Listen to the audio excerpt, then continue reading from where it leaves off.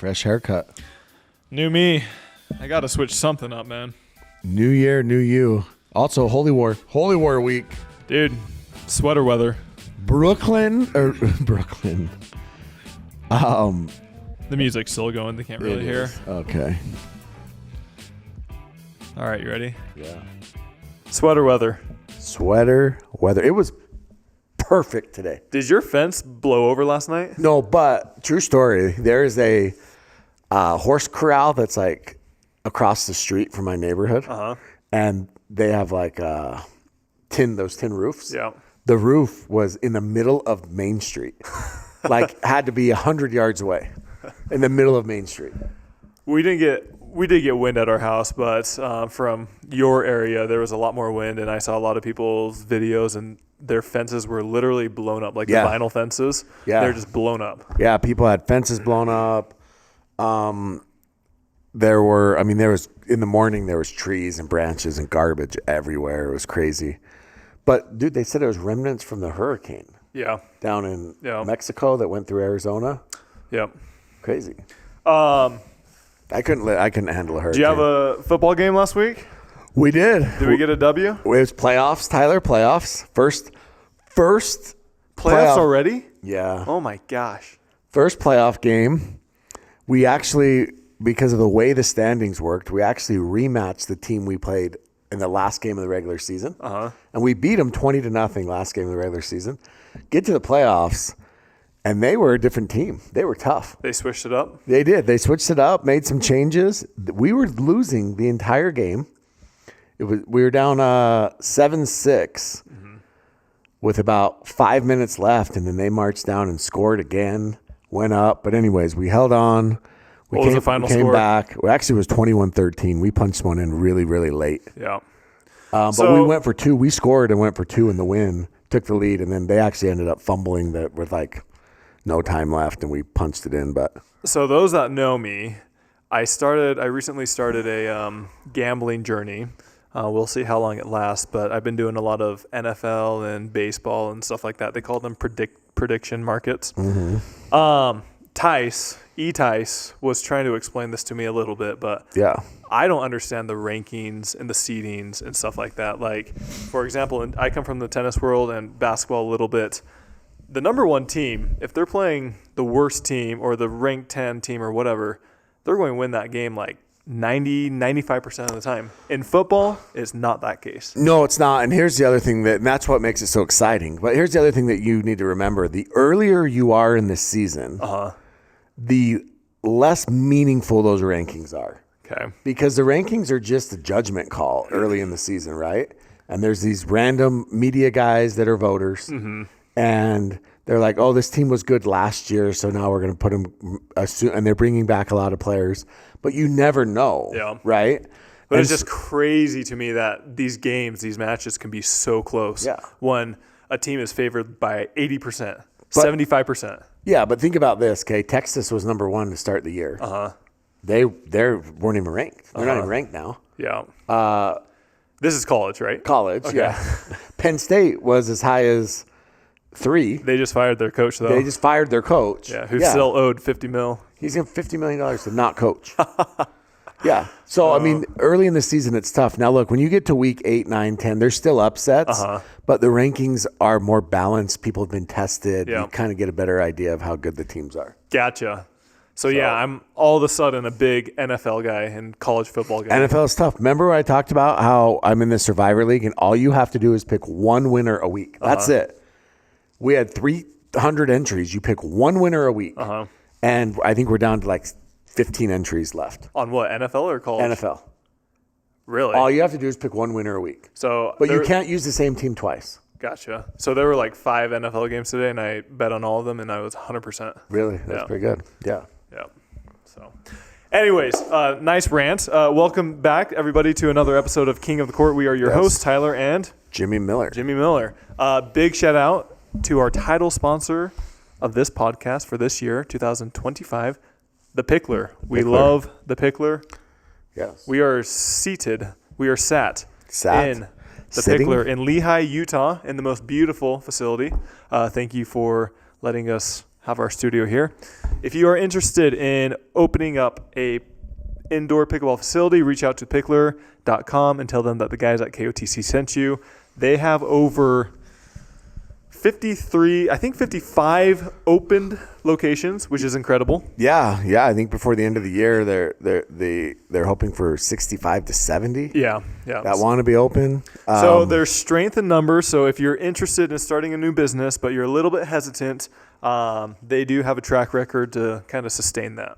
Yeah, but also, if you are a pickleball player and you are, whether you're a beginner, whether you play every single day, whether you want to play tournaments, whether you want to train, coaching, they have everything. So if you are not a member of the Picklr, you're missing out. And there is a Picklr coming to your area if there's not already one. I promise you. Jimmy promises you. I promise. It is coming. I've seen, let's say this, I have seen the sheet, and it's a map plastered with all the locations. It is. It's coming.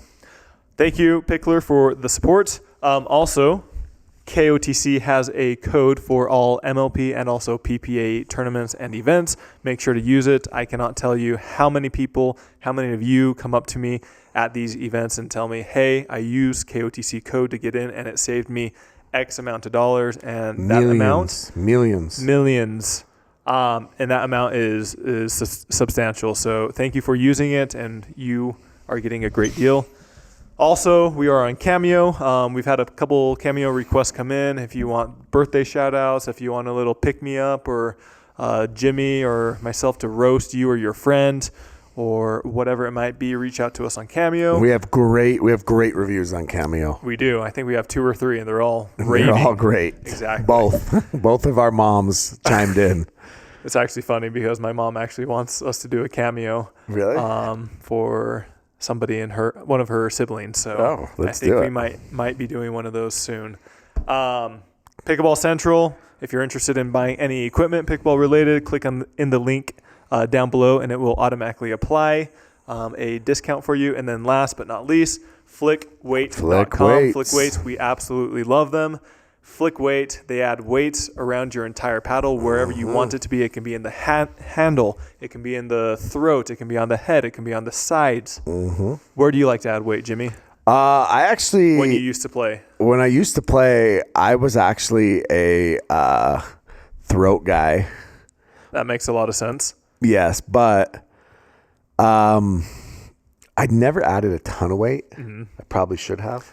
Get a little bit more power? Maybe a little more pop, a little more power. I think that I'm a pretty big guy. I think I have a little bit of strength, so probably swing it a little harder, add a little weight. I wish that, listen, I'm making a comeback. I'm coming out of retirement. You and I have a big match coming up. We do. So I'm going to come out of retirement, and I'm going to use flick weights on my paddle, okay? All right? Awesome. Yeah, this is my favorite one. It's tungsten weighted strips, and they're just these pre-cut strips, and you can apply them anywhere on your paddle, and they're all the same size, so you don't have to measure and do all that stuff. They come pre-cut. Go check them out, flickweight.com. Use code KOTC for an incredible product. Also, you can get it for your friends, family, for the holidays that are upcoming. Yeah. All right, Jimmy. I feel like we don't have that much to talk about. We have PPA Virginia. That is currently happening because of the weather delays. And then also this upcoming week, we have a singles only tournament in Atlanta that we can brush on. And then the week after that, we have a big one in Las Vegas. So let's get to something else. Talk to us first. So 2 absolute diehard, nutty, crazy fans of the podcast. I don't think they've ever missed an episode. I think they are our 2 biggest fans ever. Okay. I heard that they have Jimmy and Tyler fatheads on the walls of their bedrooms. I bet they have other stuff too. And on the ceiling. They stare at them every night. Yep. And they also happen to be, I'll use the term pro loosely. Oh, I think I know who you're talking about. I think they follow the tour around. Yeah. I think they may work for PPA. I don't know. Anyways, Camilla Zovetti. Okay, is that how you pronounce it? I don't know. I mean, she hasn't earned the right for me to pronounce it correctly yet. Okay. And then James James, not his sister. his little sister. Yeah, little. Yeah, I don't. What is Ava? Ava? Yeah. So those two. So I know that all of you are familiar with the Make-A-Wish Foundation, and one of their wishes was to play against you and I. And so we're going to grant them that wish. Yeah, I think so. Yeah. So at Worlds, you and I are going to play against Ava and Camilla. In pickleball or in what? Like, Well, are we it doing doesn't a dance matter. off? It doesn't matter what it is. We would win. But we'll take it easy. I may go lefty. You may go righty. Okay. Just so it's, I heard that they're training super hard. I heard that Ava's riding her bike and Camilla's running behind it. Yeah. So look forward to that at Worlds. They supposedly have a team in their corner. They have a team. I guess Mari Humberg is going to commentate. Leia's going to coach them. Yeah, this will be weird. But so that'll be fun. But we have some stakes on the line. Okay. Now they have requested two things. If they win, the first thing is we have to take them to Cheesecake Factory, which is okay, fine. Yeah. I mean, obviously Ava's boyfriend's not doing that because he's busy streaming. I don't think he sees sunlight. So, and then the second thing is we have to say that Ava and Camilla are our daddies For the title. for the title. That has to be the title of the pod. Of these podcasts. Of the pods, yeah. So for 2 episodes. yeah, which is fine. Like weird, but okay. Yeah. And then if we win, Tyler. Have we decided? Well, one of the things I think we get 2. I think it's only fair. Okay. One of the things that we have decided, that I decided, is that they have to ask and ideally play a mixed doubles match with Dennis Uspensky. Is that how you say it? Douche Spensky? Dick Spensky? Dennis. Okay. The crazy nut, we'll get into Dennis, but they have to play. Now, we have decided that due to his volatility, they may need protection while they play with him. Okay. And I mean, reality is he's currently on a suspension From PPAs. from PPAs. Ken Herman must like it because he hasn't said a word or suspended him at all. So Ken Herman must like that his tour is finally getting some attention. But yeah, so those are the stakes. Dennis, who's the sacrificial lamb? Camilla or Ava? Who would do better with Dennis? Ava. Now Dennis said RPM paddle sucks. That is true. So I think Ava has to be. It has to be Ava, right? Just for the story, for the plot. Yeah. Okay. So with that said, keep your eyes open. We have not set the exact date, but it will be at Worlds, which is November to the first week in November at Worlds. Now, in obviously, Dallas. we'll have to do it one of the first couple of days because they will be out very quickly, and I assume they're not going to hang around unless they have work to do for PPA. Right? They got to make some TikToks. Yeah, unless they have some TikToks to make, things like that. So keep an eye out for that. Tyler, let's talk about Dennis. All right, right into it. Right into it. So I believe it's Armando Ferrero is his name. I think so. I could be wrong. So if I'm wrong, I apologize. So he posts a video. Essentially what it is it's this Dennis Uspensky. I honestly, if I'm saying his name wrong, he doesn't deserve for me to say it right. And it's a video of him hooking him. And this is at a PPA Challenger event. Yes, it's at a Challenger event. And he's hooking this guy. Mm-hmm. And he literally, I mean, we're talking, this is blatant. Balls are 2, 3, 4 feet in. And this was 4 or 5 calls, not just 1 or 2. No, yeah, 4 or 5. Multiple calls over and over and again. Like I said, the ball is literally several feet in, and he's calling everything out because he's mad. Mm-hmm. And then you can even hear him say, "I don't know if it's because he's mad or not, but he called them out." Yes, and then you hear him say something. He uses a gay slur, mm-hmm. And then he makes a couple of threats. Mm-hmm. And then, so this gets posted. He responds. He sees it on Instagram. And he makes this absolute diabolical literally like needs to be institutionalized response, basically Bro, saying, he's going to come after you and us. please come after me, Dennis. Please meet me in the parking lot.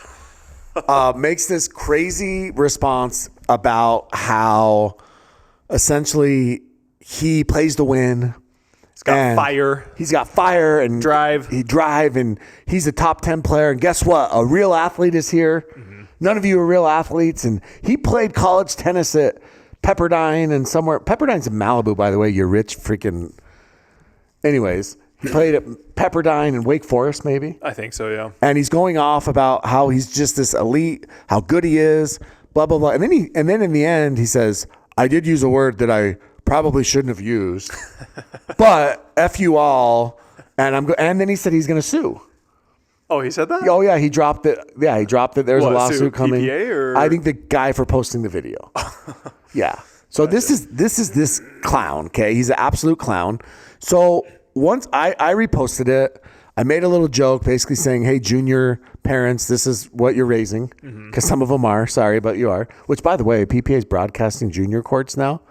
Nice. So now we get to see. Nice. So when I posted that, Tyler, I received dozens, not exaggerating, dozens of messages with stories. Give us the highlights. With stories about this guy. Mm-hmm. So one guy said that he lives in Boca and that he basically is always arguing with people, getting in fights. Somebody told me that he actually got fired from his job. So this is what's weird is he went to another dude and he basically told him that I'm going to buy your business and bankrupt you and make you homeless. But then someone else said that he actually works coaching pickleball. Mm-hmm. So he must be like the highest paid pickleball coach in the history of America if he's going to go buy this dude's business. He also threatened to kill another player. And he said, "You're lucky that you have kids," or he would kill them. A female. Yeah. A female. I mean, the guy is an absolute he needs to be gone. Mm-hmm. There's no place in the sport for it. And then he doubles down and he makes another post about it. So PPA ends up suspending him for 90 days, right? And look, we're giving him way more attention than he deserves, but we're always going to be honest, and it is kind of funny. Like that somebody lacks this much self-awareness. Oh yeah, he also challenged the kid to a fight. Yeah. And he's like, "Where? You want to go out here right now?" Yeah. And I guess that's his MO. He does this a lot. Mm-hmm. Challenges people to fights. He challenged like a mom cheering on her kid to a fight. I mean, I actually got another message that he was playing a freaking 15-year-old, 14-year-old, started hooking them and then basically challenged them to a fight. I mean, the dude, like, "Dennis, like, I'm your Huckleberry. Let me know where next event you're going to be at." But basically, he ends up making another message, and he says, "I'm not going to sugarcoat it, but I'm forced to take it." Cool. This guy. "I'll take my 90 days, but don't get it twisted. I'm not going anywhere. I'm ready to battle anyone, anytime right now. I don't need full-time training to be top 10 in the world." Let me just a quick reminder. Stop there for a second. He lost in the first round of a PPA challenger. Mm-hmm. Okay, so top 10 in the world, but he lost in the first round of PPA challenger. Okay, still going. And he lost while still hooking. Mm-hmm. So he cheated and still lost. Wait, did he lose that famous game? I don't know if he lost that one or not, honestly, but I know that he lost in the first round. That was a backdraw. Gotcha. Oh, that was a backdraw. That was a backdraw, yeah. Yeah. He said, "I don't need full-time training to be top 10 in the world. I'm already there." So I guess losing first round in the challenger makes you top 10. I'm a top 1 player if that's the case. Yeah, you're the best player in the world. You're number 1, honestly. I'm probably number 2, to be honest. "I respect the game, just not the softness around it. This isn't a sport built on soft feelings. It's built on fire, drive, and edge. So in 90 days, I'm coming back to show you exactly what the best player in the world looks like. In 90 days, bro, you'll probably be in prison. I'll be in Boca Raton if anyone wants to run it. Let's play for your drip. No cameras, no refs. Ha, ha, ha, ha. Just your paddle and your pride. Come get it." Can we send Zane Affleck over there? Oh my gosh, Zane would literally eat this dude's lunch and then steal his paddle. And yeah, and then he says, "And yeah, the RPM paddle, absolute garbage." And then tags James Ignatowicz. James Ignatowicz catching strays. I love it. He would be the guy to catch strays, though. This dude is nuts. Yeah. And he loves the attention. He likes that he's getting attention because he absolutely is a no-namer. Nobody has any idea who this guy was. He wasn't like, look, there are thousands of players that have played college tennis, about millions probably over the course of, right? Yep. There are hundreds of college tennis players on the PPA tour. Yeah. So you're not special that you played college tennis. There are dozens and dozens and dozens of college tennis players that were better than you in college, that were a lot better than you. So you're not special there either. There are pro tennis players. This guy's ranking, he was like 700th in the world, pro tennis. It's actually not that bad. But is it elite? No. Right? And he made some comment like he's busy playing Grand Slams while you guys are playing pickleball. Like, listen, dude, you are a clown. You embarrassed yourself. You embarrassed your family. I guess he has a girlfriend who plays, Amanda Rosati. You embarrassed her. She should break up with you. You honestly, and here's the worst part. This isn't like some 22-year-old kid fresh out of college. He's damn near 30. Like, your career's over, bro. You're already washed. You're almost 30 years old. Like, quit freaking being a server at Applebee's, okay? And go out and get a real job. You're not rich. You're coaching tennis.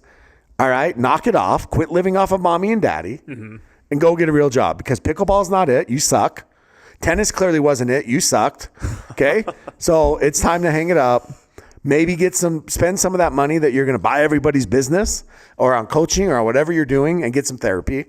Maybe some anger management because this dude is like, he is unhinged and there's no place for it in the sport.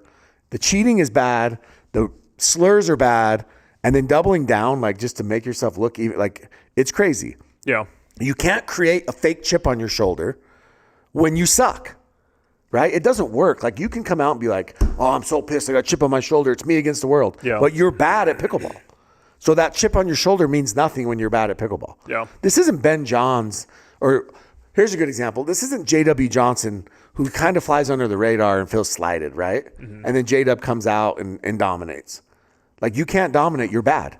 So go play some 5-0 tournaments, maybe 4 or 5, and go win those. Play for plastic medals because that's all you're worth. Okay, Dennis. Wow. Yeah, I feel like you should keep going. I don't want to. Well, I want Dennis to you. come to an event that we're at. To be honest with you, I'd love to meet him. Yeah. Not to detract you or interrupt you, but when he said the top 10 thing, that gave me flashbacks to Noah Rubin. I believe he said, give me 3-6 months and I'll be top 10 player. And this is a player that was junior Wimbledon champion or finalist or whatever it is for tennis. Yeah. And he didn't make it very far. And then he like pieced out back to Venezuela, Colombia, wherever. Yeah, something with tennis, but Bolivia, wherever he is. Yeah. All these people, I'd love to see it happen, but all these tennis players, they talk on pickleball and they think it's easy, but none of them have achieved anything within the time frame they've said they would. No, dude, here's the reality, Tyler, is have we had tennis players come over and do well? Of course we have. Okay? But not at the elite top level. I mean, look, it depends on what we're talking about, right? Because Anna Bright played tennis at Cal. Yeah, but she's been playing 3-4 years now. Yes, exactly. Yeah, I'm talking about these players that come over and they think within 3 to 6 months, even 2 years, they can do something. Yeah, exactly. And it doesn't work like that. It doesn't work. It's hard. Pickleball is harder than they think. I know this is a completely different situation. However, I'd be very curious to hear Chris Callie's thoughts on this situation. And who are those other Twitter guys that love this emotion and love this type of behavior on the court? Well, Chris Callie was kind of making fun of him, but they seem to, I'm just curious because that, in my opinion, is kind of what they like. They say, it's energy and stuff like that. And I do know it's a little bit different situation. Yeah, but this guy's got some SDE going on. All right, anything else? I mean, he clearly wasn't hugged enough as a child. It's so either he's clearly deranged, or he's just doing this as a show. Well, I think that because he's got everybody talking about him. He does, but based off of people that I've talked to, this is happening over and over and over again. The problem is he's been doing this for a while, and it's just been made public. Yes, exactly. That's the thing is it's recently been made public. Yeah. So that's where I think it's interesting. And like I said, he comes out with these, look, he was a good junior tennis player, but how many good junior tennis players were there? So I played college tennis, and the level it takes to go from college to pro is insane. Like, it's not even. Yeah. It is insane. And so even if you do play college tennis or these other college sports, to play at the pro level is a different story. Yeah, like I said, I'm sure but there's lots of players who were good junior tennis players that are playing pickleball now, right? In fact, I think it was Eric Tice, our boy Eric Tice, that posted in our Discord the recruiting rankings at one point, and it's like literally like 5 of the for the women. Yeah. It was like what, 5 or 6 of the top 10 are playing. 6 or even 6 out of the top 10 were in pickleball now. Are playing pickleball now. Yeah, it was like Anna Bright, and it was Vivian Glausman, and I mean the whole class was playing pickleball now. Yeah. So yeah, I mean there's a lot of but this guy, like, dude, you've done nothing. The sport doesn't owe you anything. Number 2, like, to blatantly cheat like that. Yeah, I mean, that's pretty serious. Yeah, and like you said, it was repeated. It wasn't 1 or 2 or even it was 4 or 5 or 6 times. Yeah, exactly. And then to double down and not be like... Yeah, to double down on it is pretty crazy. Yeah, not to... Look, here's the reality, Dennis. Okay, let me give you a little bit of a life lesson. What you should have done is you should have said, hey, look, my emotions got the best of me. I apologize to my opponent. I shouldn't have done that. I got frustrated. I made some bad line calls. It was against my better judgment.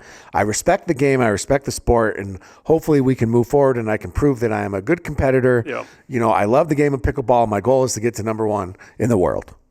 Instead, you doubled down. You made yourself look like an asshole. Nobody likes you. Nobody's ever going to want to play with you. And at the end of the day, PPA, 90 days wasn't enough, and Ken Herman needs to step up and do something too. Yeah. Okay, moving on. All right, real quick, we got to give a big shout out to our next sponsor, which is C&D Pickleball Nets. We love them. They are the most reliable pickleball nets out there in the entire world. I have a C&D at my house. We've been using it a lot. It looks brand new. We had a hurricane came in last night, a few nights ago, and guess what? The net did not move at all. It's incredible to see the stability and the toughness of these nets. Yeah. Go check them out at bestpickleballnets.com. Use code KOTC. We are in talks with a owner of a upcoming facility that has 44 courts, and they are in talks to bring in C&D Pickleball Nets. Yeah, I mean, look, if they want to be taken serious and they want people to come in and realize that this is a very serious club that's the highest quality, and they essentially respect their members. Yep. And they want their members to have, look, it is what it is. And they want their members to have the best possible playing experience. Then they'll go with C&D. So I was talking with Matt, who is what's up, Matt? Thanks for playing those rec games with me. Did you beat him? We were on the same team. Oh, was he good? He had a glove on, but he's good. He's a Scott Johnston? He's Scott Johnson style, but yeah, he's good. Is he a racquetball player? He said, unbiasedly, I told the owner of this club to go C&D because they are the best nets. Yeah, Matt gets it. C&D, they make them for your home, for your church, for your driveway, for your club, whatever it might be. They make nets for all different occasions. Go check them out. They also have a little bit more economical net called the Qualifier Net. Retails at, I believe, $15.99. Use code KOTC to save even more money. The holidays are coming up. What better gift than to get the one you love, a pickleball net? I mean, it makes sense. That would be incredible.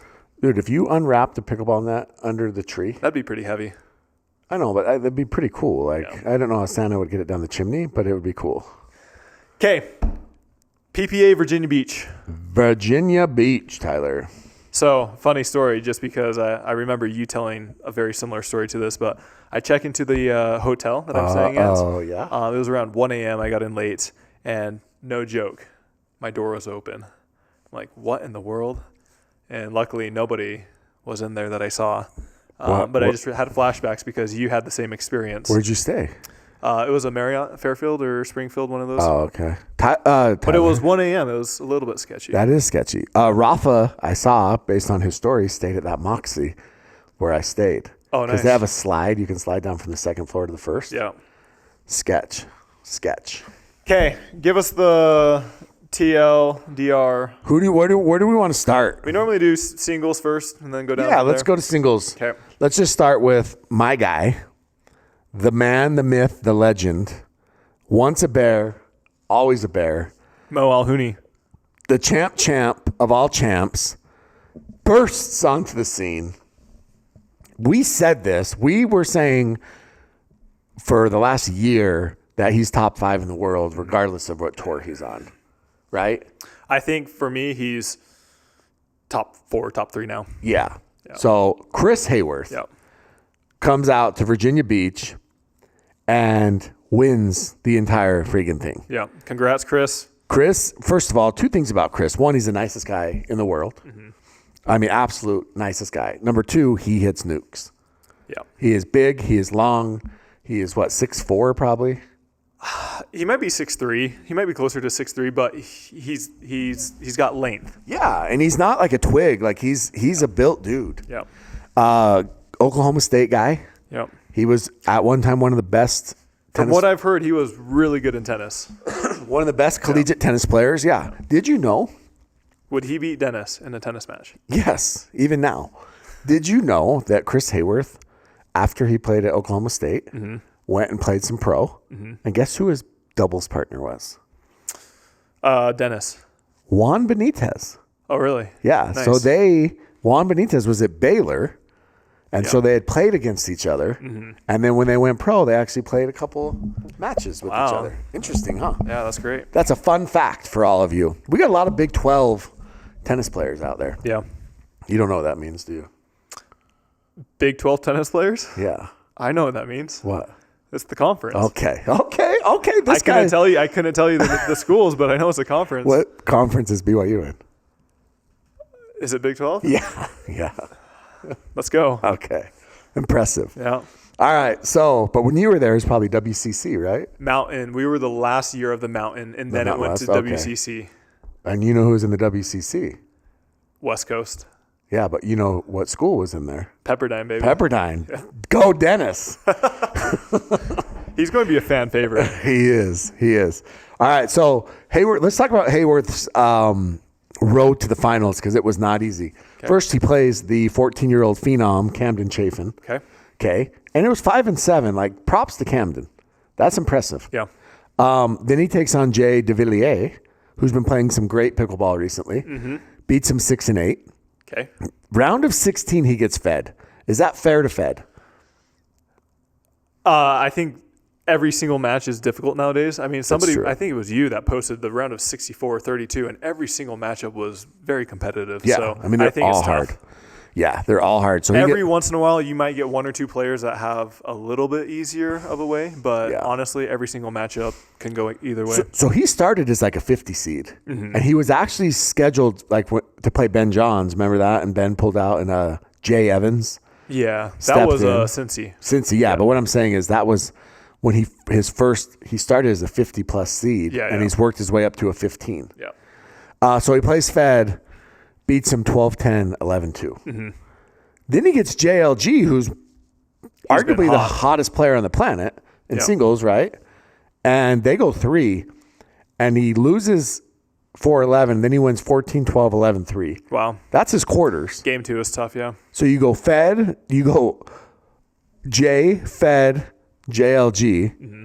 Now he's in the semis, and he gets Jack Sock, who, again, is playing phenomenal. He's been playing really well. And I would recommend, if there's one match that you should watch from this tournament, I would go watch this Hayworth-Jack Sock match. Okay. Just 2 absolute freaking units, just ripping the crap out of the ball. Mm-hmm. Passing shots. Jack, he kind of, it was weird. So it was 11-4, 11-13, 13-11 for Hayworth. So it was very close. Jack kind of stopped coming to the net in the third game. Mm-hmm. I think he was so worried about Hayworth passing him that he kind of stopped coming to the net and just allowed Hayworth to tee off a little bit. Mm-hmm. Took away kind of, when someone comes to the net, Tyler, you're a singles guy. Correct me if I'm wrong. But yes, like when you pass that, if you hit a good passing shot, obviously it's more effective, I should say. But it's a lot harder to pass when they take away your angles, right? For sure. Your margin of error shrinks.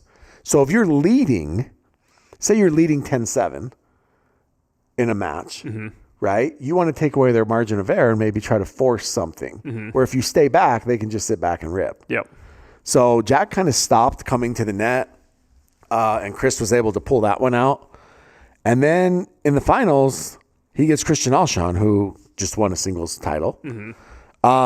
And both games were fairly close, but again, Hayworth was just too much. 11-8, 12-10. He hits a heavy ball, and when I mean heavy, he's got pace and also spin. Yep. That ball dips so much, especially on his backhand. Most people kind of struggle with their backhand, but he's able to dip that ball so much with these angles. Yeah, I mean, first PPA gold for Chris Hayworth, He's had a couple. I believe. Gold? I think so. He's had at least one other. In San Clemente last year. Didn't he win that? I don't think he got gold, though. Did he? I'm almost positive. I thought he medaled. But, well, let's look. Guess what? Fact check me. We're going to fact check. Either way, Chris Hayworth, big win for him. The guy's a stud. He's a great player. And to beat, like I said, go through that gauntlet. Any singles is a gauntlet these days. Like we've talked about this before. Singles is just an absolute, I mean, it's freaking tough. Which, by the way, let's see real quick. Chris Hayworth stats. Nope, first goal. I don't know. To be honest with you, Pickleball.com shows him with 1 gold, 1 silver, but it doesn't say when he won that. Yeah. But you could be right. I thought he had one other gold. You could be right. Oh, but regardless. Here we go, right here. Titles and finals. You're right, 2024, Tyler. Boom. San Clemente. Why are you so smart? Just random. How can you remember that, but you can't remember who you're playing with? That's pretty good. So Hayworth has 5. He has a career of 6 medals now. Okay. It's not bad for considering the little time he's played. Yeah. That's pretty good. So, anyways, congrats to Chris. Big win for him. Okay, women's singles. Women's singles. All right, so it hasn't happened. The championship has not happened as of recording this, but spoiler alert to everyone, including ourselves. I imagine Annalie will win. Yeah, I think Annalie's going to win, but she's playing Brooke Buckner. Brooke has a new coach. New coach, Mike Wolf. Mike Wolf. Yep. Jack Sock's coach, Fed's coach. Yeah, good win. Now, I want to talk about one match. Okay. By the way, Jeannie Bouchard pulled out. I think I saw that, yeah. She was traveling somewhere, according to her Instagram. Okay, so I want to talk about this match. Leah Jansen against Samantha Parker. Okay? Is this bronze or semis? It was round of 16. Gotcha. So Leah and Samantha are playing.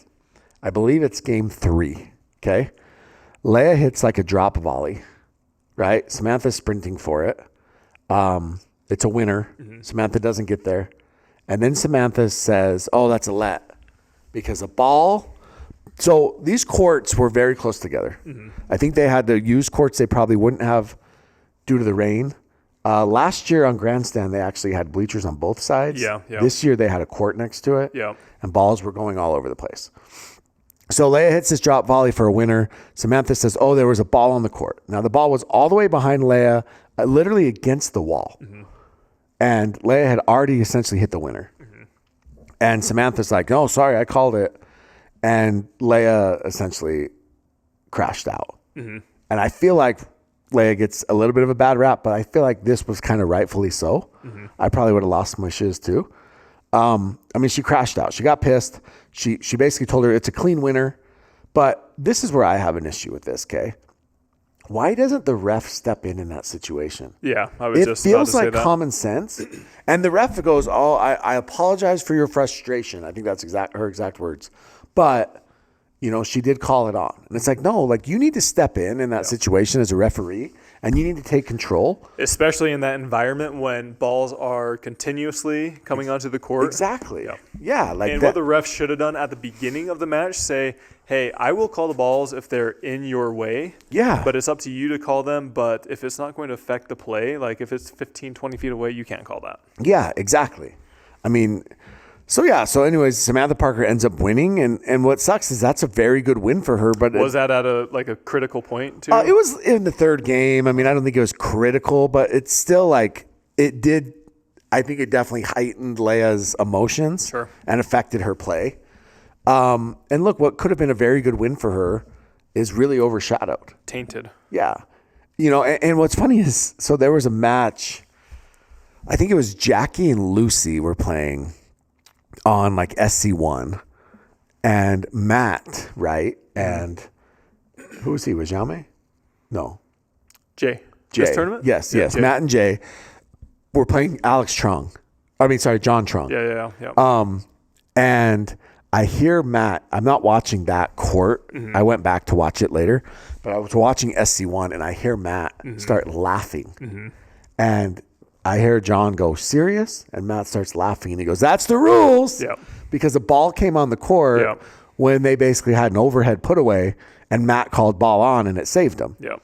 And so Matt was laughing like it was funny and it did save him. I mean, Matt's Matt. I don't think it was like egregious. He was just saying, because the ball did come on, but that ball did come on and affect play. Right. And so it was just kind of a funny, interesting situation. But I think if the ball would have come on behind them, they wouldn't have called it and they wouldn't have, Yep, for sure. So anyways, it was kind of interesting. And by the way, the ball came on the court behind Leia, not behind Samantha Parker. So it was all, Anyways, so Samantha goes to the next round, loses 11-2, 11-1 to Brooke Buckner. Wonder if there's a little karma there. I don't know. And then we get to the semis. Okay, so Annalie is playing Paris Todd. She's rolling her in game 1, beats her 11-3. Game 2, Paris rolls her ankle. Rolls her ankle worse than Annalie rolled her in game 1. She kind of hobbles to the finish, ends up losing 3-4, and then she actually withdraws from women's doubles. Because of her ankle injury. Did you see it? Like, does it show it? Yeah. Can you see her rolling? It's not like as bad. Like I was watching the 49ers and Bucks today, and Fred Warner broke his ankle. Oh, really? And it was pointing, broken and dislocated. And it was pointing the other way. Yeah. It was nothing like that. But she's obviously very seriously injured, so prayers up for her. And then they canceled all the bronze matches. Which, here's something funny. So they cancel them, and then they split the prize money and the points. Except in women's doubles. Gotcha. Because Paris withdrew, Jade and Catherine win. Interesting. Win that. Yeah. Interesting. Yeah, because she withdrew. Interesting. So good for Jade and Catherine. Wow. Yeah. So I'll take that. Anyways, AL's playing Brooke tomorrow, 9 a.m. And they haven't started as of... They haven't started. Yep. It's tomorrow morning, 9 a.m. Monday morning, 9 a.m. Okay, mixed doubles. All right, here we go. Mixed doubles, Tyler.loong. I mentioned this earlier, but I think J-Dub's underrated.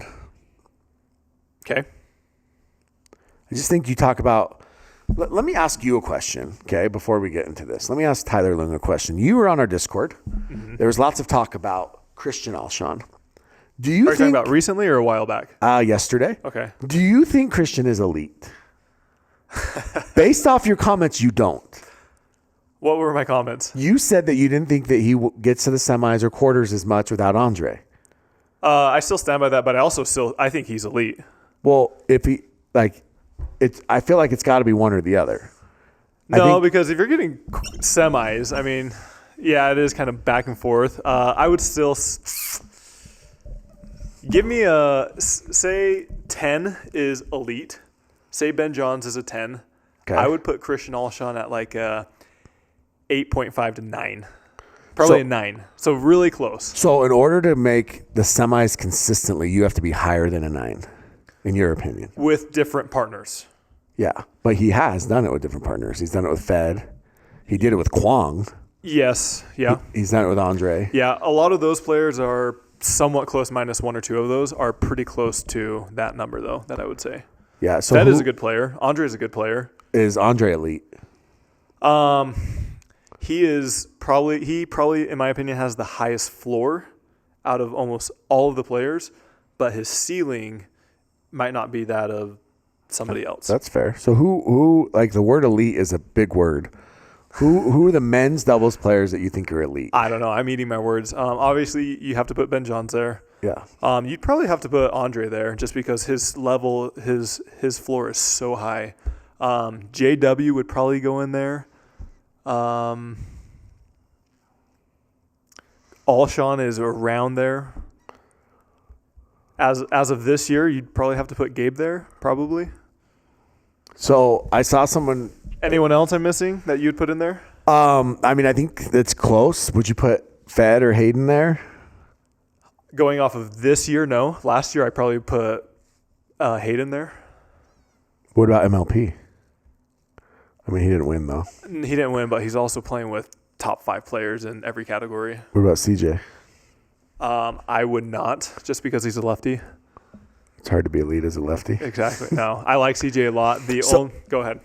So who are your? I'm just curious about this because I saw somebody send. I can't even remember who did it. Someone posted on Instagram. Who are your top 5 left side males Right now? right now? Like thinking they're the best? Best 5 left siders. Going off history, I think you'd have to say CJ, number 1. I think I'm putting myself. No, sorry, not left-handed. Left side. Oh, left side. Sorry. Ben Johns. Ben's 1. Probably Andre or J-Dub are 2 and J-Dub. 3. Who else is there? I mean, is Hayden a top 5 left side male? I think he's got one of the highest ceilings. Or is he a top 5 right side male? Or is he both? I think he's pretty comfortable on both sides. If he's top 5 in both, this does not make him elite. Yeah, but are you including singles in this as well? Because Christian Alshon, he's hitting on all categories, singles, doubles, and mixed. Yeah, well, that's the thing is I think if you take, in my opinion, if you take the we top. need to get a whiteboard here so we can start. We should because I think it's a good discussion. I think if you take the top player in all 3 that plays all 3 disciplines, that plays all 3 well, it's Ben is number 1. I would say that it's probably Christian 2. And then I think it might be Fed that's 3. The thing that I look for or that I would like to see to tell me, hey, this player is actually really good, is to see a player win with a variety of players. Yeah. And we're seeing that with some of these players. However, what I would say is the players that some of these players are winning with are top 5, top 10.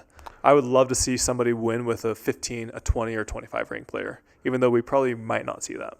Well, yeah, because I think Ben Johns could honestly win with somebody ranked 20 or 25 or even 30 in men's. Yeah, but don't you think that? And I don't think that many of these other players. Well, he did with Colin.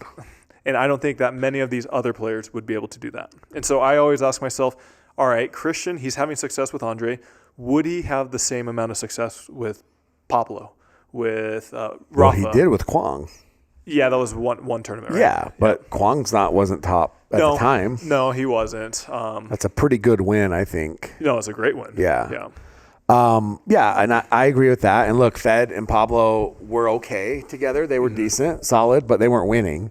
No, but their floor was very high. Yeah, but now he's still not winning with Hayden, but they're consistently. So who would you put in that elite category? Going back to the first question. If we're counting singles, right? I think there's three elite men if we include singles. Okay. And I think it's Ben is 1, Christian's 2, and I think Fed is 3 if you count singles. Okay. I think Hayden is very close, but Hayden hasn't played singles in a while. Singles anymore, yeah. Yeah. If you're counting just men's doubles and mixed doubles, I think that Ben is still up there as 1. I still think Christian is up there, but I think Andre's actually 2, and I think J-Dub is 3. This will never happen, but I would absolutely love to see Ben play with Catherine, Ben play with Jesse, Ben play with Anna Bright in more tournaments than just these one-offs. Yeah. I would love that. And I actually think J-Dub, you could actually argue J-Dub in all 3 disciplines too, but he hasn't had as much single success recently. He used to. No, he hasn't had nearly. I mean, nobody has. Yeah. I mean, singles is so tough. Yeah, it is. And so I think if someone argued J-Dub I actually don't think he's had as much success this year as he did last year. I remember last year him and Georgia pushing Ben and Annalie quite a bit. Yeah. But this year I feel like Ben and Annalie have rolled them for the most part. They have. I mean, they've taken a whole totally different. Yeah. Just taking it to a different level. I don't know. That's a great conversation, and I'm sure we'll get people chiming in. But the way that I look at players saying, hey, is this player truly good, is, hey, can you play with a different style, or are you only good playing with this partner? Yeah. Yeah. I mean, I really think that the top 5 left side players, I could legit feel like I could argue Hayden at 5. Mm-hmm. You could argue it. And right side players, I think that Gabe is 1. Hayden might be 2 or 3. Mm-hmm. Christian might be 2 or 3. Mm-hmm. Right. So I think it's just kind of interesting. I think that versatility is super important. Anyways, I just thought that was an interesting discussion because the word elite means different things to different people. Yeah. And I do think Christian, because of his single success recently, he's very, very good, right? He's won twice. He just got to a final. He hasn't had that much. I mean, this is all relative, but he hasn't had that much success as in top 3 in mixed doubles recently, right? Yeah. I mean, he's played with Catherine. Who else? He played with Catherine. He played with Paris. He's played with Tyra. Yeah. And I think they've had some success. I'm actually a little bit surprised he hasn't had more, just because I feel like he does so well in the other categories. Yeah, I think he's had. Look, the thing is nobody's beating Ben and AL, right? I think there are partnerships out there that could, but they don't. They never sign up that way. But I do think Christian does have. Let's look at what he's done in mixed, because we're going to talk about mixed right now anyways. Okay. He's never won a gold in mixed. Okay. He's won 8 silvers and 4 bronze. Okay. In 2025 in mixed, he has 3 silvers, 2 bronze, 2 fourths. Gotcha. So it's no slouch, right? So in Atlanta, he took a silver. At Red Rock, he took silver. Now, Red Rock, no Ben in AL. Mm-hmm. He did take silver there. And then at Tucson Open, he took silver. So he actually hasn't, since May, which we did have MLP and things in there, but since May, he has 2 fourths. Gotcha. So, yeah, I also heard rumor that he's definitely switching up partners often, trying to find out what's going to work for next year. Gotcha. What about Christian and AB? Could they play together? I'm sure they could play together, but I don't see them as a top team. You don't? No. Who should Anna Bright play with next year? Me, CJ Klinger. Problem is I'll just be honest. James Ignatowicz. She got blown up playing right side. Playing left side, She just didn't look comfortable. Who'd they lose to? It was a good team. Let me see. Now you're gonna make me look. They lost to Tina and Andre. Okay. But she just didn't look like super comfortable. But that was their first time playing. It was, and maybe they'll get better. Yeah. Yeah, I know that she mentioned. I don't know. I think Anna Bright is really good. I'm still very bullish on Catherine Parento. I think she's good. Yeah. The Kawamotos are great. There's a lot of these good players in. I think it's just finding these partnerships, the chemistry that works out for them. Yeah. So. There was a couple interesting partnerships. So mixed doubles. Lane Sleeth and James Ignatowicz played their first event together. They beat Pyrina Imperato and Stephen Madonia. You'd probably expect that. Mm-hmm. And then they beat Millie Rain and Connor Garnett. Yep. Pretty easily, 6-6, I think. 2 games, 6 and 7. Maybe. Yeah, and then they played Ben and AL. And the interesting thing is, if you look at the score, it was 4-1. Uh-huh. But it did feel like they're just longer rallies. They just never Man, Ben finished. And AL are so tough. Yeah. Yeah, and then Riley and Catherine ended up playing Jackie and Fed in the round of 16, which again, this round of 16, that's tough. It is. Yeah, it does happen in these tournaments nowadays, but that's a tough one. Yeah, and I believe that was 7-8 or 8-7 at one point, but Riley and Catherine pulled it off and win 11-8. Gotcha. In 2 or 3? 3 in 3. Gotcha. Yeah, that one went 3. AB and CJ went 3 with Alex Walker and Anderson Scarpa. I think that would surprise some people. Okay. And then against Vivian David and Hunter Johnson, it was 11-9, 11-9. Mm-hmm. So they kind of struggled all the way through. Like there was no dominant performance. Yep. And then they ended up going 11-7 and then losing 3-11, 4-11 to Tina and Andre. So they were far from dominant. Mm-hmm. So we get to the finals. J-Dub and Georgia, we talked about this. J-Dub and Georgia are always right there, kind of unassuming. There's all these. Do you think J-Dub would do better with a different mixed partner, or do you think he's in the best situation right now? No, I think he's in the best because they know each other's game. Now, look, if you put J-Dub with Tyra, if you put J-Dub with... What about J-Dub and Anna Bray? If you put J-Dub with Anna, you put J-Dub with Paris, I think you have the same results. And that's no knock on Georgia. Mm-hmm. I just think that but I do think J-Dub and Georgia they just have chemistry. They know, they know each other's game. But do you reach the point, does it become a Riley Newman, Matt Wright situation where J-Dub and Georgia are like, hey, we're making every final? Georgia played with her boy John Tron in one tournament. Exactly. So do they reach a point where they're like, we're making every final, but we're not winning? Mm-hmm. Do you switch it up to try to win? Or are you content making every final? For me, actually having been in a similar situation many years ago, I actually feel like you would want to try new things out. And if those things don't make a difference, then I don't know. I feel like you got to go for gold. Yeah. Up until maybe a few months ago, I would say, hey, silver's great, bronze is great, whatever is great. Like, that's a very high level to get to. But if you're really wanting to dominate or be the best, you got to get gold. So then what happens if they end up having to play each other every tournament? PPA will for sure do that. First round. Who does Julie cheer for? Yeah. So, okay, let me ask you this. If J-Dub plays with Anna Bright and Andre plays with Georgia. Say that again. J-Dub and Anna Bright. Okay. Andre Daskew and Georgia Johnson. I would think J-Dub and Anna. I would think. Yeah. But I have no idea. Could either of those teams beat Ben in AL? I think Ben actually struggles a little bit against Andre, so that could help. But I also think that J-Dub and Anna would be pretty strong. Now remember, too, Hayden and Georgia have a title. What tournament was it? Daytona. Yeah, I mean, that's good, but the top teams weren't there. I know, but it's still a title. Yeah. There's still good teams there. Yeah. So Ben and AL beat J-Dub Georgia 7-3 and 6. Pretty much blowout. All right, real quick, let's give a big shout out to our next sponsor, which is Vulcan Pickleball. We love Vulcan. That's a new hat you're wearing. New hat. The V Pro Coming Flight. soon, Tyler. Huh? Coming soon. Coming soon.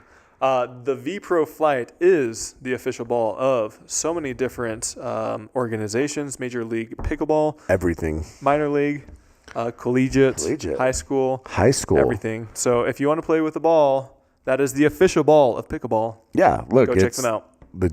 It is the visibility, the playability.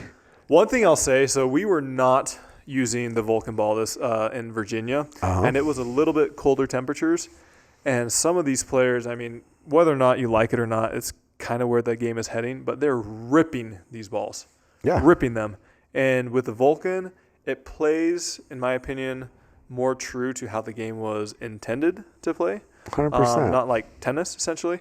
So go check them out, vulcansportinggoods.com. Yeah, vulcansportinggoods.com. It has that great blend. Has that great blend in between. Yeah, it's dialed perfect ball. Some people complain about certain ball that's too soft. One's too hard. This is like Goldilocks. It's just right. Yeah. Is it Goldilocks? The Goldilocks zone. Yeah. Yeah. Also, these hats coming soon. These hats, we've got a couple other ones. Show me the snap-on. Yeah. Gotcha. Coming soon. Check them out. All right. Women's, men's? Let's go women's. Or let's go men's. Let's go men's doubles. All right. Men's doubles. Here we go. Ben Johns, Gabe Tardio.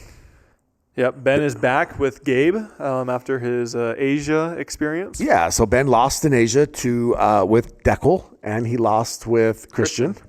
They lost to Eric Onsens and Tyson McGuffin, as well as to Zane Navratil and Armand Bhatia. Mm-hmm. Oh, by the way, I came out of my basement, and look what I found. Andiamo. Come on, now or never. Did he ever tell you why he withdrew from singles? He didn't know he was signed up. Oh, okay. So he just didn't play. Makes sense. Yeah, so men's doubles. I mean, we got to get right into it. I hate to talk about it because you're here and you're in the room, but the Bears. This is awkward. The Bears, Martin Michael against you and Fu. Me and Fu Manchu. Fu Manchu is he has high highs and low lows. How did that match go? Let's talk about it. It was interesting. It was our first match. It was so this was the day they had rain delay, and so we were scheduled to be the first match around 2:00. Okay. And we end up getting a text saying that we're going to be on at 8:00. So just kind of setting the scene. It was at nighttime. The lights, they were not good. This is the same tournament that Ben and Colin infamously did not play in. Yeah, I bet it was tough. Martin's almost 50. How old is he? He's like 40 something. I thought he was like 44 or 42. Yeah, I don't know. Gotcha. No, they played well. I actually thought Ryan played fine. Yeah. I don't think he played great, but I don't think he played awful. They were just ripping everything. They got the first game. I don't think I played great the first game. Second game, we cleaned up. And then third game, we just kind of... Was Lloyd just dipping that with that? Yeah, that both of them were actually. Martin was actually driving a lot too. But yeah, I mean, at nighttime, it was tough for us to block their first two balls or so. Does that bode well for MLP Cup for the Bears? I hope. We'll see. I mean, we'll find out in 3-4 weeks. Yeah. So... But and then who did they play after that? they played Christian and Andre. Gotcha. And they lost 3-7. The thing that's frustrating, and I think most people can attest to this, is when you play a team and they play, and I'm not saying it was fluky or anything like that, but when they play well and then they go on to play a different team and they don't play to the same caliber that they just played you at, it's frustrating to see. Yeah, but I think we've talked about that, and that's why some of these players have, let's here's a great example, DJ Young, right? DJ Young is incredible when he's on. Yep. He's as good as anybody. I think we've argued this, you and I, for years and years now, of how high DJ's ceiling is. I mean, they beat Pablo and Jaume, him and Roscoe. They did? Yeah. And then they go to the quarters, and they lose 1-5 to Christian and Andre. Yeah. It's just, you're like, I wish that team would do the same things. Yeah. Yeah. I mean, and it's just, it's kind of the way it works. Dude, Dylan Frazier, Eric Onsons beat Roddy and Sock, who beat Augie and Hunter Johnson. First round, yeah. Yeah, they beat them 2-3. Yep. But then they go on and they play Ben and Gabe, and they beat them 5-4, Yep.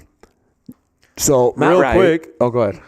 Go ahead first, because you're, yeah. I was just going to talk about Matt Wright for a second. Okay. Him and Jay are turning back the clock. Yeah. Both of them are playing really well right now. They've both made some pretty good runs. I think their first 2 matches went to 3 games. Their first 3 matches went to 3 games. Yeah, so they actually went 3 games with Adam Harvey and Casey Campbell. Yes, yep. Did you watch that? Was it live streamed? No, it was a court 12, so I did not see it. So I was playing while that match was going on, and it was very energetic. I believe it was 9-9 in the second, and they lost the first game. It was very energetic. Loud. Yes, insanely loud. Yeah, and then they play 3 against Tam Trin and John Trong. And it's funny when, like, Casey Campbell and Adam Harvey, I feel like they don't say anything. No, Casey never says a word. And then they play Hayden and Fed, and they beat them in 3. They beat them 11-9 in the third. Yeah. And then they play J-Dub and CJ and lose 2-2 in the semis. And then they wanted to get out of there is what people were saying. Yeah, right. But yeah, they've turned back the clock. Jay's had an incredible past, honestly, 2 to 3 months. Yeah, he's on a great run right now. So finals are going on as we speak, Tyler. Oh, real quick, what I was going to say is Fed and Hayden, round of 32, down 4-10 in game 3. Yes. And they come back to win 12-10. To Scarpa and Dow. Scarpa and Dow absolutely choked. Yes. I mean, there's no other way to say it. Good for Fed and Hayden, way to stay tough, but Scarpa and Dow choked. But imagine, had they lost that first round. Yeah. That's crazy. Yeah. I know. Look, pickleball is getting very hard for everybody. Yeah. So Ben and Gabe are currently leading. It is raining, so they're finishing tomorrow. But they lead 11-3, 12-10, and they're down 5-6 in the third. So I feel like they have heavy favorites, unless Unless I remember a time, Tyler. It was a Sunday in San Clemente, I believe. San Clemente, St. Clements, where the Seattle Pioneers on a Sunday win an MLP championship. Okay. And Ben Johns played as well as I've ever seen Ben Johns play in his entire life, which is saying something because Ben is incredible. The next day, on a Monday, was the Super Finals. And Ben Johns was as bad as I've ever seen Ben Johns play in his entire life. You remember this? He played the LA Mad Drops, right? Julian and Thomas Wilson. And Ben was atrocious. I don't know about atrocious. He was pretty bad. But he wasn't the same Ben as the day Now, before. Ed and Megan weren't great either. Yeah. I think they lost 25 to like 4 or something. Yeah. So, are Mondays Ben's kryptonite? Does Ben get a case of the Mondays? TBD, but I don't think so. I think he'll be fine. You think Gabe and Ben close it out? I think so. Okay. Yeah. Real quick, since I'm such a football fanatic now, BYU was playing Arizona the other night. Yeah. And there was a lightning delay. Yeah. So they had to sit out for like 30 minutes or something like that. What happens if there's continuous lightning? Do they come back the next day, or do they just say whoever's up at the time of There's lightning? a certain point in the game where once you reach that point, And what then is they that just point? call the game. I believe it's like, I think Halftime? it's through halftime. So, Yeah. okay. So But- like Major League Baseball, it's like if you get through 5 innings, which is more than half the game, they can call it at any point for so rain or whoever's up whatever. at that time. Yeah. But what if it's before then? If it's before that, then they can either call the game a no contest Gotcha. or they can play it the next day or a later date. Now, BYU wouldn't play on Sunday, so chances are it would just be like a no contest. Interesting. Yeah. Fun fact, I also did not know that in NFL games you can tie now. Yeah, ties are so stupid. Ties are the dumbest. I had this money on this game a few the weeks ago. Cowboys and Packers game? Yep. Yeah. I'm like, oh my gosh. Ties are so dumb. They should make teams like, I don't know. That's why I love college. College overtime is the best overtime. Yeah. Both teams get the ball from the 25-yard line. Right, you both get a possession. I was just curious because in this instance for pickleball, I mean, they're playing outdoors, which I love Does indoors. pickleball have a lightning rule? I feel like they do, actually. Because football, Tennis does. Football, if it's within 10 miles. Yeah, tennis does. Yeah. But tennis rackets, pickleball paddles, like lightning rods. I mean, it's a stick. But it's not like a metal stick, right? I don't know. Some people are putting weird stuff on their true. paddles now. It'd be funny if it's like your weights on the side. Shout out Flickweight. Use flick weights. The copper is not a conductor. I actually don't know that. But yeah, Probably for example, if a pickleball Copper tournament, is if copper a conductor? I don't know, It's got to be. Copper wire? People steal that stuff. to sell. Yeah, that's what I'm saying. In If Daytona and Virginia Beach, probably, for meth. If it keeps raining, Yeah. what do they do? They just call the game. Or they'll reschedule. There's been times I've seen them, they'll reschedule it for like the end of the year when both teams have a bye week. For pickleball. Oh, for pickleball? Yeah. What will they do if it keeps raining? I think they'll just call it a tie and split. No way, not with them up 2-0. Not with Ben. Maybe and they Gabe. just call it out. Okay, well, what about AL and Brooke? That they'd probably split it. Does Brooke get to claim a title? Coach Mike Wolf, I need to hire Would you him. claim a title? For sure. Would you claim a win over AL? Yes. Yes. All right, women's doubles. Yeah, women's doubles. So look, AL and AB had some struggles, right? Hang on, let me rewind. So when I was in Austin for MLP, there was Road to the Minors. Shout out Jenny Bay, put together this program called Road to Minors, and there was a bunch of teams there. And one night at the hotel, Richie and I, we went to the hotel bar super late one night, and there were some pickleball players there, and there was this girl there, and I don't remember her partner's name, and so I'm gonna apologize to her right now. Maybe it's this girl, Ariana. I don't think so. Anyways, her name was Spencer, and she played tennis for Florida. And Richie and I had watched her. She was really freaking good. And she wasn't playing pro at all. She was playing like Duper 20s at the time. Barely even playing 5-0. And I was like, you're too good. Like, she's good. Anyways, fast forward. 4 months later, makes it out of qualies in women's, makes it out of qualies in mixed, Let's go. and then wins her first round women's match. Big time. And guess what her reward was in the round of 32? Anna Lee. Anna Lee and Anna Bright. And guess what the score was? Oh, no. 0-0. Now, I think I've shared this story before about the Bears a couple years ago. We were all in on Lane Sleeth 2 years ago. All in. Mm-hmm. We were in our war room, and a tournament was going on, and Lane is coming up on center court. We were drafting Lane. We were even saying, let's just take her first. If we can get who we want, let's get her. Let's build around her. She's going to be incredible. Center court. She's playing Anna Lee. She loses 0-0. Hey, that's a good sign. Let's go. She loses 0-0. So there you go. But shout out Spencer. That's a good win. That's a good dub. Or good run, I should say. All right. Oh, and to bring it full circle. She trains with Dennis? No, probably knows Dennis. Round of 16, Lane Sleeth and Lena get Anna Lee and Anna Bright in this tournament and lose 2-2. Hey. She's come a long ways from 0-0. A couple more years. Let's go. All right. So couple other upsets. I don't know. There wasn't really any upsets. Also, Elsie Hendershot played her first with Jeannie Arquino. And they took game 1 off Jesse and Millie. Yep. So that's pretty good. Yep. 12 years old, Tyler. Oh, man. There's so much to talk about. These podcasts could be 3 to 4 hours. So go ahead. We're going to get to the finals? You want to skip? Yeah, good finals. Finals, Georgia. So Paris and Tyra pulled out. So Georgia and Rachel make it to the finals.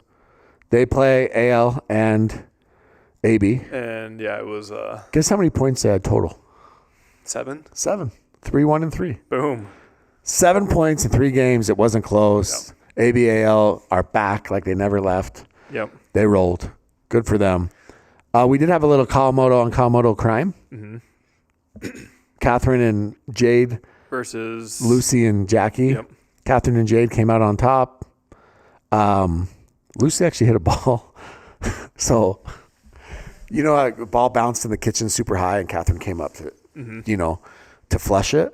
And Lucy just kind of threw a paddle on it, and it went off her paddle and hit Jade in the freaking nose and gave Jackie in the nose and gave Jackie a bloody nose. An actual bloody nose? Yeah. Wow. Yeah. So unsportsmanlike conduct from her partner. Yeah. Also, shout out Lucy lobbed Sarah Ansbury. Is that nice? Wow. Elder abuse. Yeah. Yeah. Respect. Come on. Yes. All right. Real quick, what I was going to say is PPAs, in my opinion, from what I've heard, they've done a good job with these challenger tournaments. Yeah. I like them. I like that they're there. However, what are your thoughts on these pros that you see regularly on the PPA side going there and playing in them? Well, they're not doing well. That's what's weird. Now, look, the Walker sisters have won a couple. Yes. I think Scarpa and Dow. Yeah. But, I mean, here's just an example. Lena and Wyatt Stone just played in the semis of mixed, and they lost. What does that say to you? It says that pickleball is hard. Okay. Now, they lost to that Kiora Kunimoto, who was over in Asia. I believe she played a couple matches over there. Had decent success. And Anwar, Braham? Braham, yeah. So they're decent players. Mm-hmm. But, yeah, I mean, it shows, one, that it's hard, but two, it's like, I don't know. I think if they were going to these challengers and they were dominating and they were stealing points, right? Because I think Rettenmeyer's played in them. Mm-hmm. Ryan DeWidgeon and Yates Johnson lost. To, I don't even know who, Casey Garrettson or something? I don't know. Yeah. Is that a bad loss? Or would you expect Ryan to lose? Me and Ryan are homies. I'm just asking. It's a legit question. So there's 2 things that I take from it. Number 1, kind of what you said is it's harder than people think. Yeah. Or number 2, these players are showing up just to get events checked off. Well, that's exactly what they're doing, right? But is that good for the sport? I mean, here's the thing, dude, is I think that there are people like they're not going to win. Okay. There are people out If there. you're an emerging pro, we have so many people write into us. If you're a 5-0 wanting to go pro, go play these challenger events. Yeah. Go play APP events. Go play these smaller tournaments and start having success there. Then before you can start spending $500 to $1,000 per tournament, you can at least get some experience. Yeah, and look, there's people on the pro tour that just aren't going to win, right? They're not. They're in the words of Colin Johns, like at best they're quarterfinal jackasses, but they're probably not even that, right? Some of them are losing first and second round every single time. And look, if I'm playing a progressive draw, here's a great example, and I lose in the first or the second round, I'm out by a Tuesday. Yep. Right? Yep. And there's a challenger event on the weekend. Yep. One, it's just going to help you get experience. Two, if they start paying based off of points and appearance fees and all these things, right, or sponsors, whatever, you need to go get those points. I don't disagree, and I think that's how it should be. I think that's how tennis is. They have a lot of these challenger satellite tournaments and stuff like that. So it'll be interesting to see, but I actually think the challengers are really hot right now. They are. Now look, fun. if Ben decides to go play a challenger event, it's like, knock it off. Yeah. Right? But there is a certain... Well, I think there's technically a rule that if you're top 20 in 2 of the 3 events or something like that, then you can't play it. Yeah, and that makes sense. But yeah, I think it's great. I also think for these up-and-comers, so it was Jake Anderson and Casey Garrettson who beat Ryan DeWidgeon and Yates Johnson. So good, congrats to those guys. I think if you're an up-and-comer, right, and you're like, okay, I'm going to play this challenger, and you see Yates Johnson, who has had some success, it's a good barometer for you. Yeah, but would you be pissed? I don't think I would be... Because you're trying to play those to get a little bit... I don't think I would. Like Yates, no. If it was Hunter, maybe in singles. Yates is the best. But I just think that, like, I wouldn't be pissed because that's a great barometer of where you're at, right? Yates Johnson, let's just call him what he is, right? Yates Johnson is... Hey, he's my teammate. No, he's fine. But he is not getting to the quarters ever in anything recently. Singles, he was close in Cincy. Okay, close is not there. He's probably losing round of 32. On a very good tournament, he might make a round of 16. Okay. Sometimes he might even, and so that's a good barometer. Okay. To be like, hey, this is a guy who's consistently, say, round of 32. Right? I would bet that Yates Johnson isn't even ranked in the top 30. In doubles or what? In doubles, in men's doubles. I would agree with that, yeah. Yeah. And so, but he's not but he's still a good pickleball player. Yeah. This isn't like a knock on Yates. I'm just saying that he's still a good pickleball player. So I think it's a knock on Ryan then? Well, maybe. But it's just a good barometer for Yates, to play Yates. Yeah. And so, yeah, if I'm playing one of these challenger things, I'm like, okay, if I can beat Yates, that means that I have the ability at some point maybe to, make a round of 32, right? Yeah. So, yeah. Gotcha. But, yeah, if there were guys out there that were just poaching these things and, like all the Americans going over to Asia, then, yeah, I would probably not be happy. Yeah. Also, gotcha. I was wrong about Yates. Top 30?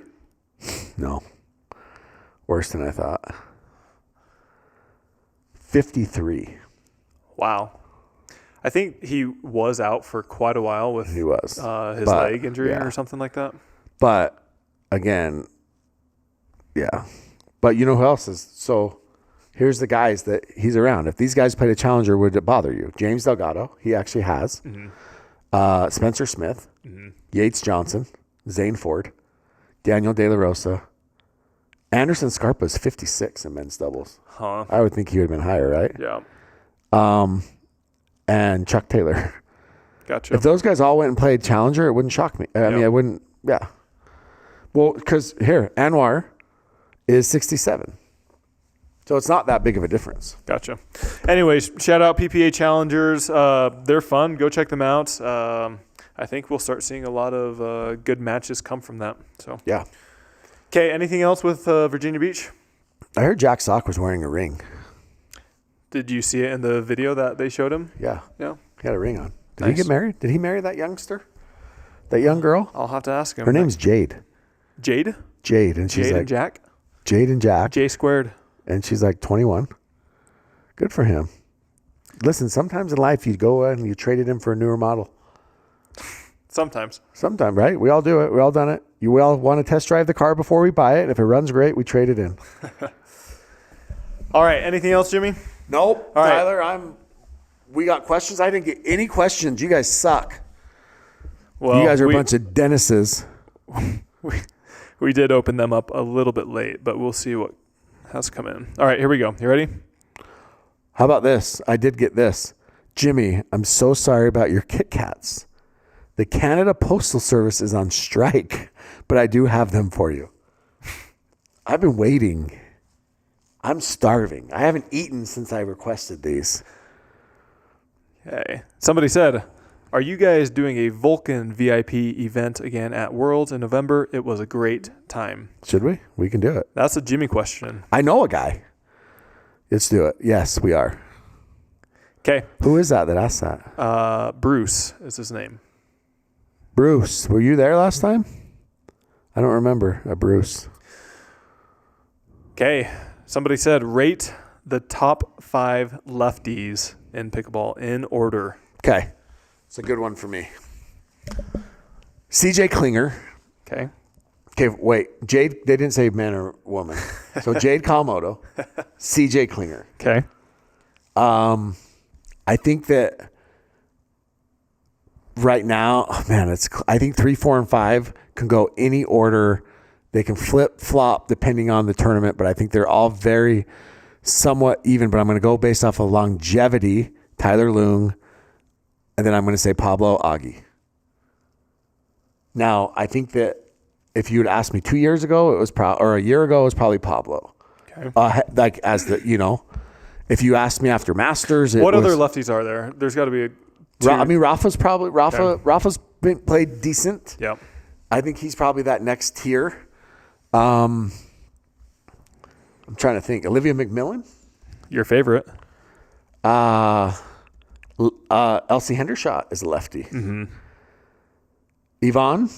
Yeah. Oh, I guess Max Freeman, you could argue, could be in that top 5 right now. Okay. Donald Young. Okay.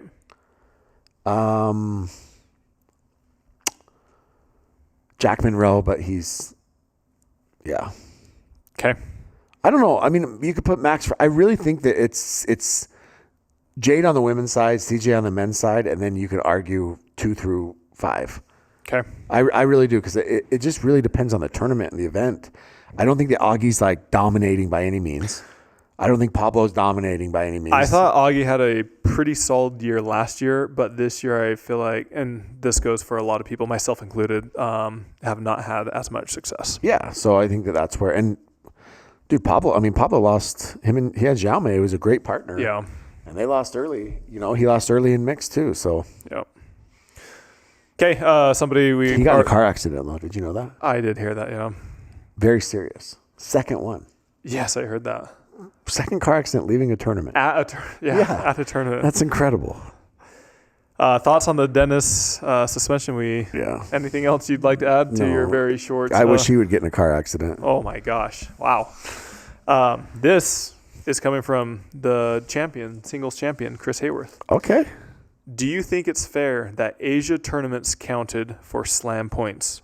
Check singles rankings. So let me correct you on that. It was not all the Asian tournaments. It was only the most recent one. So, for example, the Japan one that I played in did not count for slam points. It didn't. Interesting. Not to my knowledge, but the other ones did, like the Vietnam and Malaysia. Those ones were higher. Interesting. Yeah. So what are your thoughts on that from Chris Hayworth? No, they shouldn't count. No. Do you think they should count? I don't mind if they do, but they need to advertise that in advance. They need to be transparent. Yeah. And then B, they need to allow players to go over there, because to my knowledge, it's still kind of unknown who can play in those tournaments. How many points did Hayworth get for this? Probably not that many, because it was one of the lower tournaments. Or what was it? Was it 1,000? Yeah. I think it was 1,000. 1,000. Yeah. So Hayworth is going to go from 13 to top 6, top 5. Well, no, because here's the thing: is Jack Sock Hayworth only has 3,000 points. Okay, but the guys ahead of him like JLG made a quarter run. So he's going to get, 200 points or whatever? Right? Mm-hmm. By the way, his age on here shows -1, -1. Who's? JLG, that's his age. Is he like a robot? Jack Sock is 6. He has 4,500, so he's not going to catch him. Michael Lloyd, Tyson. So, yeah, he'll probably go to 9. Gotcha. So it will put him in the top 10, which is impressive. Yeah.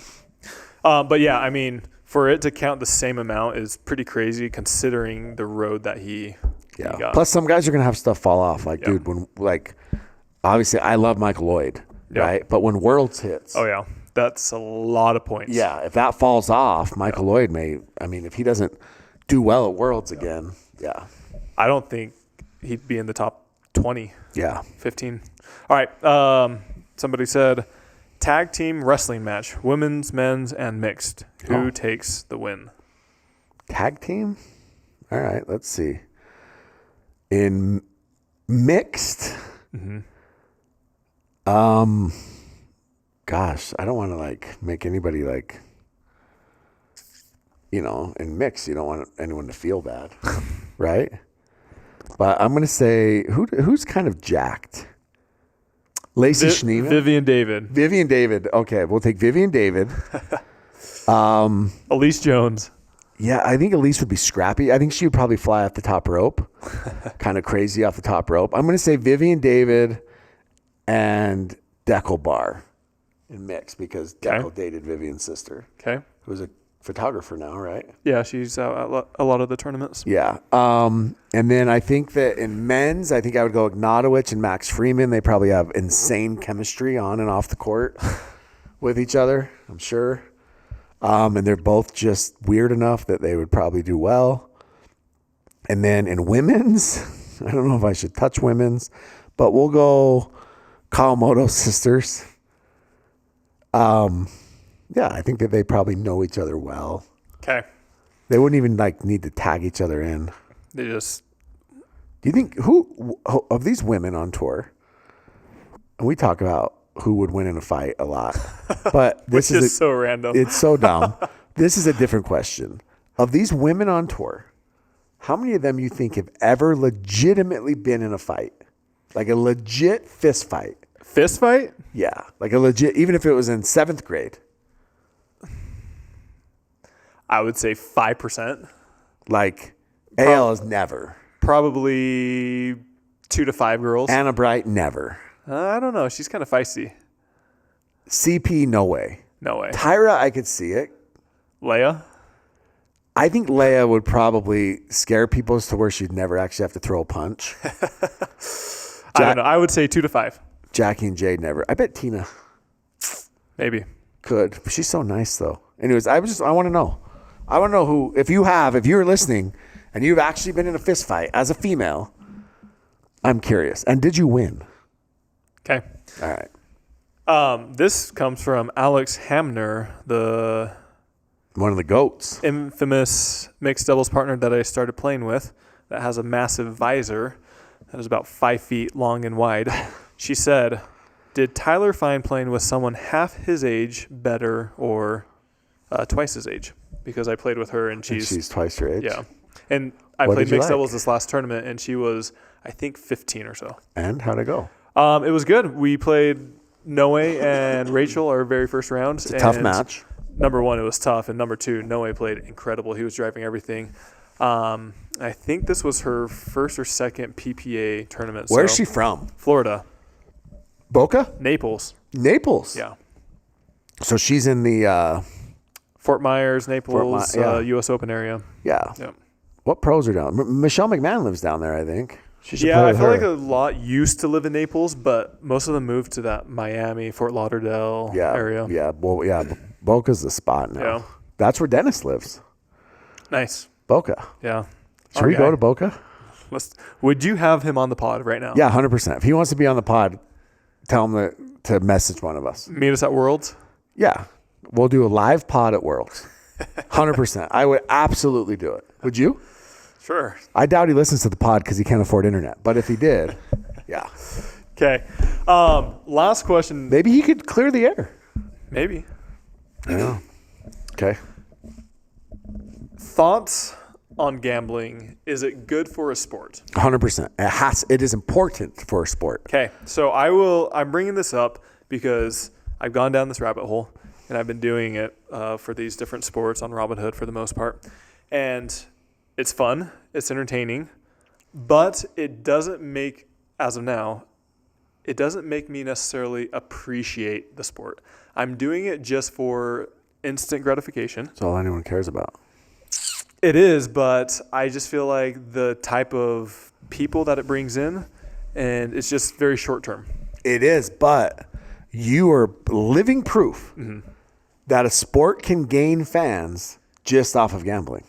Well, yes, but what type of fans are those? It doesn't matter. It's a view. It's a viewer, right? There's always everything, every level of every sport. In fact, any hobby, there's casual and there's diehards.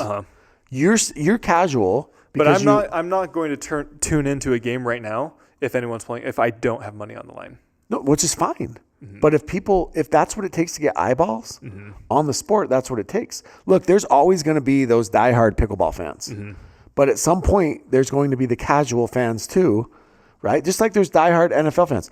You know how many people watch an average NFL game? It's like 8 to 10 million probably. You know how many people watch the Super Bowl? Yeah. 100 million. Right? Hundreds of, right? Yeah. So it's just there's diehards and there's casuals, and that's okay. It's the same with tennis, right?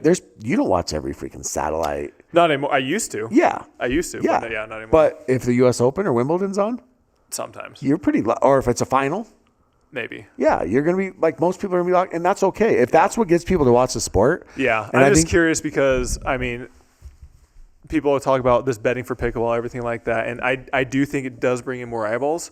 But Dave Portnoy, he made a post on Instagram or Facebook or something like that. He's coming to Provo. He is? Yeah. Oh, for the game? Yeah. Nice. Yeah.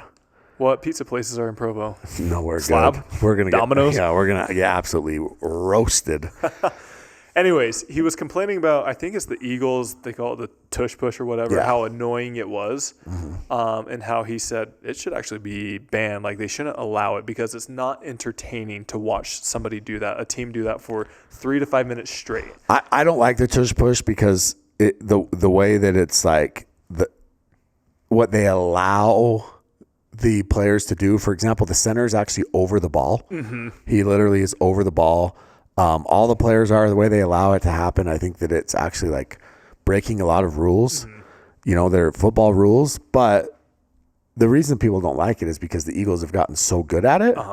And so that's why they all hate it. And so I can't hate on it because one team has perfected it and everybody in the league has the ability to do it. True. Yep. Like it's legal, but none of them are as good at doing it as the Eagles are. Now, with that being said, yeah, sure, it's not entertaining, but there's lots of things that aren't entertaining, right? In sports. I was watching pickleball. I was watching men's doubles today, and I'm sorry, but a matchup of J.W. Johnson, CJ Klinger versus Gabe Tardeo and Ben Johns, if you are a casual fan, it's not the most entertaining. We're not going to outlaw dinking because it's not super entertaining. It's part of the sport. Yeah. But the gambling will bring eyeballs. That's the biggest thing. Yeah, I don't disagree. I was reading some of the comments, and one of them that stood out to me was like, it's part of the game, and everyone's so focused, and this is maybe me being more old school, everyone's so focused on making it entertaining, making it a show, making it likable and everything like that, whereas it should be focused on the sport, and it's part of the sport, and you need to essentially deal with that. You know what I really want them to do? What? I want Jalen Hurts. Go up there, tush push. Get ready like he's going to tush push it. Everybody gather in. And then lob it over? Or, have the center direct snap it through Hurts' legs to the back and have the back run like a sweep. Wouldn't it be bad? I think maybe they're just holding on to that play for the Super Bowl. Maybe. Anyways, I thought it was interesting because I told you I went to the BYU game a week or two ago, and, those things are crazy. It's an entire production. Yeah. Yeah. But I feel like if you're at the top row, you can't even see anything. Yeah. Like, I'd rather watch it on TV. Were you top row? Close. Money tight? What's going on? Well, we were gifted the tickets. Oh. Yeah. But they got big scoreboards. They do, but dude, the old guys up there have binocs. They got binoculars. They do, yeah. And some of them even listen to the game on the radio. Yeah. The atmosphere is incredible, great. though. Yeah, it's a experience. Anyways, Next week. anything else, Jimmy? No. What's on the agenda for this week? Well, we've got Vegas is the next event, right? Well, lifetime we singles. didn't even talk about that. The lifetime singles event, Yeah. 50 grand. Yeah. We'll recap it on Sunday. Yeah, I would have liked to get into it a little bit more. If you're Hayworth, you got to play in it, right? If you're top 15, you have to play in it. Yeah. But if you're not, I personally don't see any reason why they would. Yeah. They're only paying the top few spots. You have to pay for the entry fee. You have to pay for flight, everything like that. It's like me, I've had awful success in singles this year. Why would I go play that when they're only paying the top few? If they paid out to the quarterfinals or round of 16, maybe round of 32, hey. But maybe they really want to find the best, right? They're not here. It's not a charity event. Well, then they should only do winner take all and not pay 2, 3, 4, 5 then. Yeah, but if they're only paying a couple spots. I think they're paying top 5. Yeah. Listen. You want to get paid, you got to be one of the top. Yeah, but if you want to grow the game, you got to freaking. But I don't think they're trying to grow the game. I think they're trying to find the best singles player. Well, then they should literally just do the top for first place. Promote their ball. Yeah, I think they're struggling with female entrants. Yeah, makes sense. Last I heard, there was around 15 or so. Men's, I think they're 40 to 50. Yeah, that's crazy. It's gonna be good. Tyler, bigger crash out. Zane Ford or Dennis? It's got to be Dennis. Well, yeah, it's got to be Dennis. I mean, Zane Ford was close. Which one? Like which? Exactly. There's multiple. There's multiple. Rest my case. Those two should play doubles. I think they both live in Boca. Probably friends. Yeah. What about Jericho Grolman or Dennis? Who's that first one? Remember when Jericho screamed about Ignatowicz? Oh, Jericho. I think it's Jared. Jericho. That was incredible. Screamed about Ignatowicz hooking him. That was awesome. CJ. It was CJ. Yeah. Poor CJ. Not you. Yeah. Yeah. That was awesome. Boca breeds some weirdos. Yeah. Is Boca becoming the new Daytona? Hey, with more eyeballs on the sport, you're bound to get crazies. Top 10. Give him 90 days. If he's serious, he should put something up there. Say, if I'm not top 10, I will pay X amount or I'll do this. No chance. Well, then people can't take him. Well, because he knows he's not really top 10. He sucks. He's not good at pickleball. And he's not a good human. All right. All right. See you guys.